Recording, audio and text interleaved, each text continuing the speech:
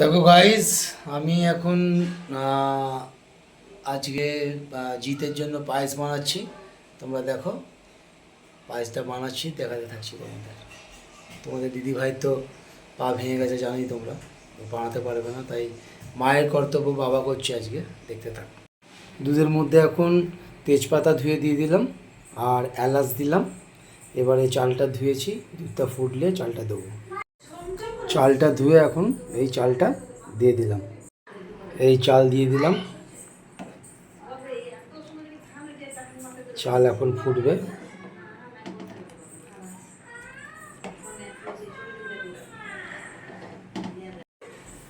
এইবারে চিনি দেবো, এই চিনি দিচ্ছি। চাল ফুটে গেছে।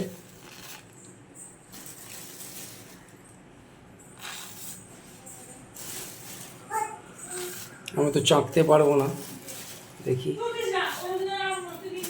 শাশুড়ি আছে, শাশুড়িকে দিয়ে চাঁকাবো। এবার আমাদের দুধ ফুটে এসছে।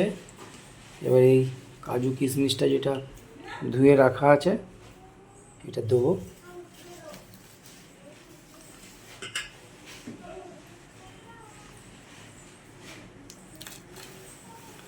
এই কাজু কিশমিশটা দিয়ে দিলাম। আর এখনো ফুটবে, চাল পুরোপুরি সেদ্ধ হয়নি এখনো।